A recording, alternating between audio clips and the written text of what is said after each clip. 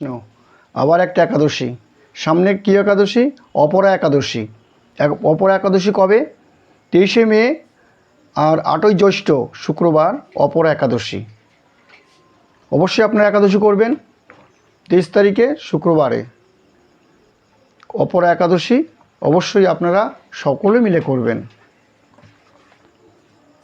যুধিষ্ঠির বলিলেন, হে হে কৃষ্ণ, জ্যৈষ্ঠ মাস কৃষ্ণপক্ষীয় একাদশী কী নামে প্রসিদ্ধা এবং তাহার মাহাত্ম্যই বা কী? তাহলে কে বললেন? যুধিষ্ঠির শ্রীকৃষ্ণকে বললেন যে জ্যৈষ্ঠ মাসের কৃষ্ণপক্ষী একাদশীর কী নামে প্রসিদ্ধা, তার মাহাত্ম্যই বা কী, তাহা কৃপাপূর্বক আমাকে বলুন, আমি শ্রবণ করিতে ইচ্ছা করি। বলছে, হে প্রভু, আমি শ্রবণ করিতে ইচ্ছা করি, আপনি অনুগ্রহপূর্বক তাহা বর্ণন করুন। এরকমভাবে শ্রীকৃষ্ণকে অনুরোধ করলেন যুধিষ্ঠির মহারাজ। শ্রীকৃষ্ণ বলিলেন, হে মহারাজ, মানবগণের মঙ্গলের জন্য আপনি উত্তম প্রশ্ন করিয়াছেন। বলছে, আপনি মানবগণের কল্যাণের জন্য উত্তম প্রশ্ন করিয়াছেন। বহুপূর্ণ প্রদায়িনী, মহাপাতক নাশিনী এবং পুত্রদাত্রী এই একাদশী অপরা নামে বিখ্যাত। তাহলে কি বললেন? মহাপাতকী যারা মহা পাপ করে থাকেন তারা অবশ্যই এই একাদশী করে তারা সে পাপ থেকে মুক্ত হয়ে যাবেন। এবং যারা অপুত্রক তারা পুত্র অবশ্যই প্রাপ্তি হইবেন তারা যদি এক মনে একাদশী করেন। সেই হচ্ছে এই অপরা একাদশী।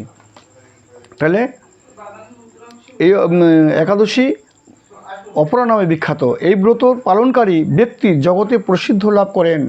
বলছে, যারা এক মনে এই একাদশী ব্রত করবেন তারা জগতে প্রসিদ্ধ লাভ করেন। বলছে, ব্রহ্মহত্যা, গোহত্যা, ভৌমহত্যাকারী এবং পরনিন্দুক, পরস্ত্রী গমন সকলেই এই ব্রত পালনে নিষ্পাপ হয়ে থাকেন। তাহলে দেখুন কত বড় বড় পাপ, গোহত্যা করলে কীরকম মহাপাপ হয়। এবং পরনিন্দুক, ওই জন্য পরনিন্দা পরচর্চা করতে নেই, তাদেরও এই একাদশীর প্রভাবে নিষ্পাপ হয়ে যায়, ওদের পাপ স্পর্শ করতে পারে না। যাহারা মিথ্যা সাক্ষ্য দান যাহারা মিথ্যা সাক্ষ্য দান করেন, হয়তো একজনের সত্য কথা বলছেন কিন্তু বলছেন না ও এটা করেছেন, কোর্টে গিয়ে তারা মিথ্যা সাক্ষী দিচ্ছেন, তাদের কিন্তু মহা পাপ হয়। সেটা বলছেন মিথ্যা সাক্ষ্য দান, ওজন বিষয়ে ছলনা, যারা নাকি ধরুন জিনিস বিক্রি করছে ওজনে কম দিচ্ছে, ওজনে ছলনা করছে, তাদেরও মহা পাপ হয়। সেজন্য বলছেন ওজনের বিষয়ে ছলনা, বেদের মিথ্যা ব্যাখ্যা প্রদান। ধরুন বেদে একরকম আছে, ভাগবতে একরকম, গীতাতে একরকম আছেন, আমি আমার মতো করে আমি সব জনগণকে বা ভক্তগণকে সে ব্যাখ্যা করছি, এটা কিন্তু মহাপাপ হয়। যেটা গ্রন্থে আছে সেটাই আমাদের অবশ্যই বলা উচিত বা সেই গ্রন্থ পড়ে সেইগুলোই কর্তব্য করা উচিত। সেজন্য বলছেন বেদের মিথ্যা ব্যাখ্যা প্রদান এবং জ্যোতিষীর মিথ্যা গণনা।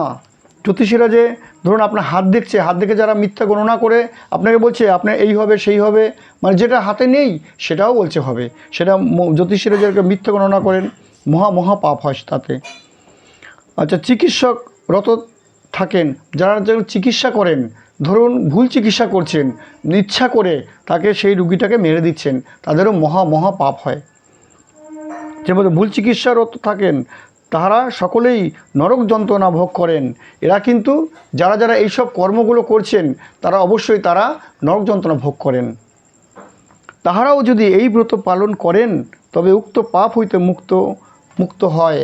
বলছে এই যে এত মহা পাপ করছেন, তাহারাও যদি এই ব্রত পালন করেন তাহারাও কিন্তু এই পাপ থেকে মুক্ত হয়ে যায়।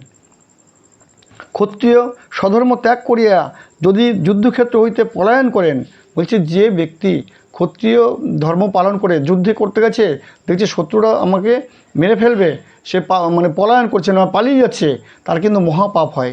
সেজন্য ওখানে যদি সে মারাও যায় সে কিন্তু বীরগতি প্রাপ্তি হয়। সেজন্য কখনো ক্ষত্রিয়রা যুদ্ধক্ষেত্র থেকে পালাতে নেই।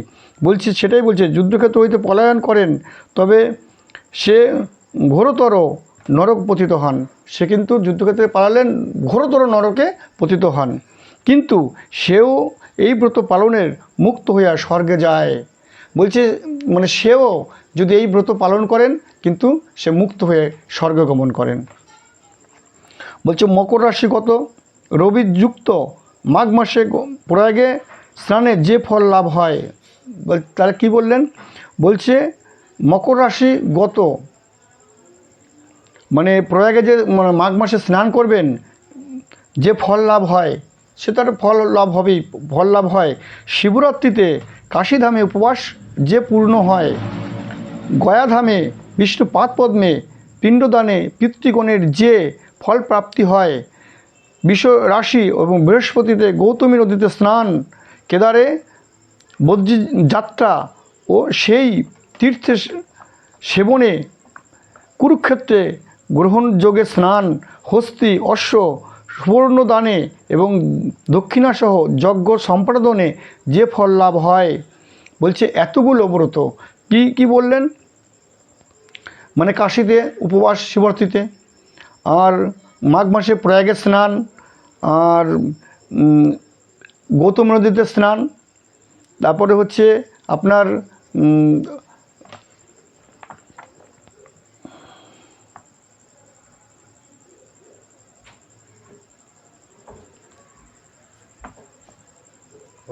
কতক্ষণ থাকে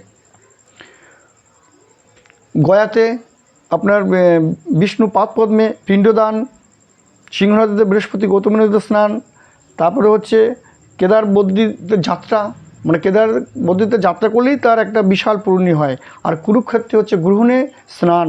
এই যত রকম পূর্ণ কথা বলা হলো, সেই ব্রতর যত পূর্ণি আছে এই অনায়াসেই এই আপনার অপরা একাদশী করলে অনায়াসে ঘরে বসেই প্রাপ্তি হবেন, সেটাই বলছেন। এই অপরা ব্রতর পাপরূপ বৃক্ষের কুঠাল স্বরূপ।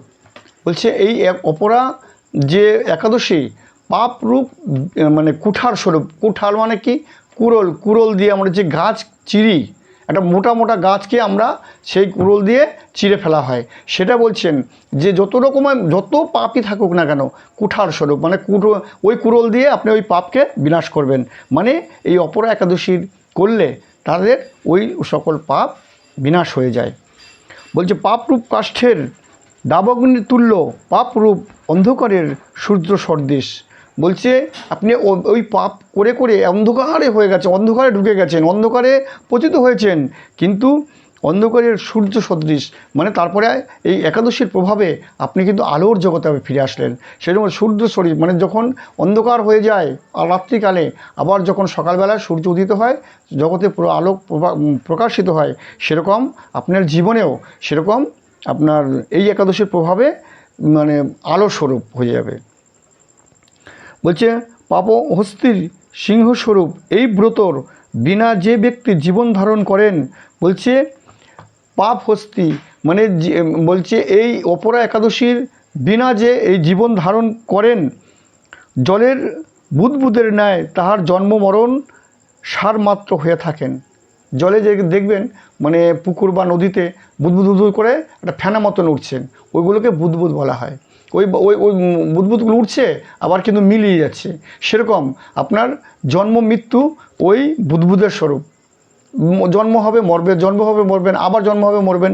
সেই জন্য বলছে অবশ্যই আপনারা এই একাদশীর ব্রত করুন, যাতে আপনার পুরনো পাপ যত আছে সব ক্ষয় হয়ে যাবেন।